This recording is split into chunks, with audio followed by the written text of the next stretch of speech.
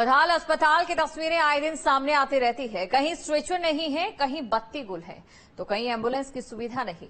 तस्वीरें वायरल होती हैं, खूब चर्चा होती है और फिर सब भूल जाते हैं। ताजा मामला ईटा से सामने आया।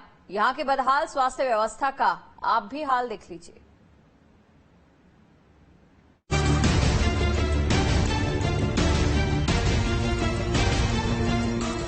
अगर आपको कोई समस्या है और इलाज कराने के लिए आपको मेडिकल कॉलेज जाना हो तो साथ में टॉर्च जरूर लेकर जाइएगा, क्योंकि पता नहीं वहाँ बत्ती रहे कि ना रहे।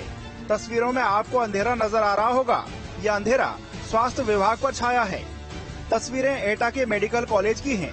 आपातकालीन विभाग का सिर्फ बोर्ड नजर आ रहा है, बाकी कुछ नहीं दिख रहा। कई घंटे तक यहाँ बिजली गुल रही। जनरेटर को भी अधिकारियों ने आराम दे दिया। शायद यही सोचा गया होगा कि मरीज तो तकलीफ में है ही, थोड़ी और तकलीफ झेल लेंगे, लेकिन जनरेटर को बेवजह क्यों तकलीफ दी जाए, इसलिए जनरेटर का इस्तेमाल नहीं किया गया होगा। घंटों तक लोग परेशान रहे, कामकाज रुका रहा।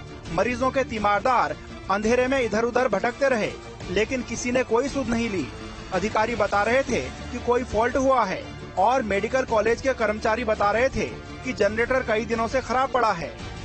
एटा का मेडिकल कॉलेज है राम भरोसे। जी हाँ, ये हम नहीं कह रहे हैं, ये यहाँ के तीमारदार और जो मरीज हैं उनके घर वाले इस बात को कह रहे हैं कि रात में लाइट चली जाती है मेडिकल कॉलेज की इमरजेंसी में। जहाँ पर इमरजेंसी में पेशेंट आते हैं, इनका तत्काल इलाज किया जाता है, वहाँ पर अगर अंधेरा होगा तो क्या स्थिति होगी। आपको बता दें, कल देर रात का मामला है, जहाँ पर रात में अचानक 2 घंटे लाइट अंधेरे में एटा मेडिकल कॉलेज की इमरजेंसी रहती है और एटा मेडिकल कॉलेज रहता है। वहीं पूरे इस मामले को देख करके पूरे स्वास्थ्य विभाग में हड़कंप मच गया है और इसी को लेकर के जो यहाँ के प्रधानाचार्य हैं, प्रिंसिपल हैं रजनी पटेल जी, उन्होंने तत्काल इस मामले को जैसे ही संज्ञान में आया पूरे मामले की जांच पुटअप कर दिया और त्रिस्तरीय एक जांच गठित करके और उसके बाद में जो इसमें दोषी होंगे, जिनकी वजह तत्काल ये अंधेरा कायम रहा 2 घंटे तक, उसको उनके खिलाफ कार्रवाई की बात कही जा रही है। तो एक बड़ा मामला सामने आया है। इसको लेकर के जो प्रिंसिपल है, प्राचार्य हैं रजनी पटेल जी, उन्होंने इस मामले को संज्ञान लिया है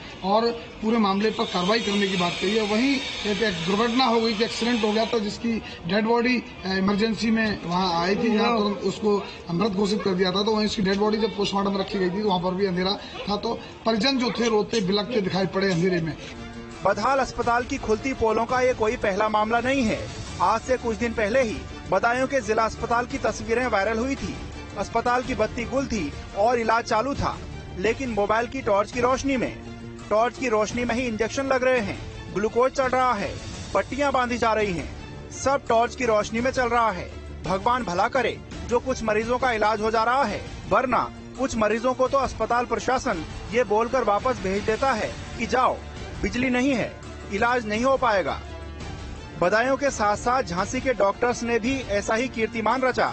यहाँ भी बत्ती गुल है, लेकिन इलाज चालू है। और बदायूं जैसा सेम टू सेम मोबाइल की टॉर्च की रोशनी में शायद जनरेटर की आवाज और उसके धुएं से मरीजों को दिक्कत होती होगी।